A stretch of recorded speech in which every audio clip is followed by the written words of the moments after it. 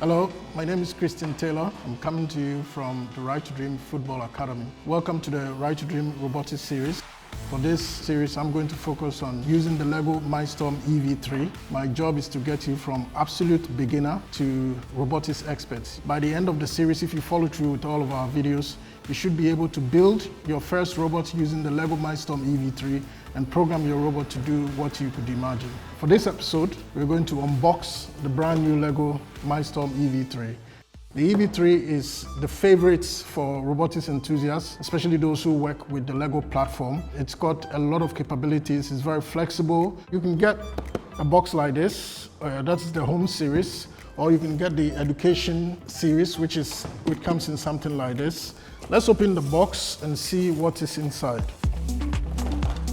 All right, so these are the main components besides the extra LEGO pieces that you need for building. So let's start from here. This is called the intelligent brick. You can think of this as the brain of the robot. This is like a little computer in there where all the programming that you do is stored in there, and this is actually what controls the robot. So if you compare it to like a human being, we've got arms and legs that help us to move and do stuff, but our brain is actually what makes your arms and then your legs work in a certain way. You would need to power this up using 6 AA batteries, but with the education pack, you would get a rechargeable battery that slots at the back. This is called a large motor. You would find 2 in each box. You can think of this as the legs or the arms of the robot. You can, for example, attach a wheel, and if this was attached to a robot, it can be used to move the robot like the wheels of a car. This can also be used as a robotic arm for picking, grabbing, moving. In fact, anything that has got to do with movement with the robot, you use the large motors. The next one I would like to show you is the medium motor. The medium motor is very similar to the large motor, but the only difference is the medium motor is smaller and it doesn't have that much torque as the large motors. And then this is called the touch sensor. If you look at it, it's got a little red button that you can press. So you can think of this as the skin of the robot. Because of the little switch, when you do press it, the robot is able to send a message to the intelligent brick to tell the robot that this has been pressed. So if the robot car runs into a wall, the wall presses this, and then the intelligent brick knows that you've hit a wall. And then this is called the IR sensor. In the education pack, you wouldn't find this. You'd find something like this. They both pretty much do the same thing. This sensor is able to detect the distance of anything in front of it. So if you put something in front of this, the sensor is able to know how far this thing is to that sensor.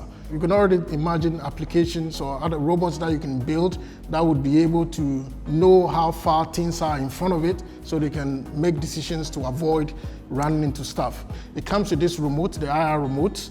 This remote works like the remote for your television or any other remote in your house. You press this and the receiver is here. So this works as a distance sensor and then also a remote sensing sensor. So it's able to detect this remote and take commands from here.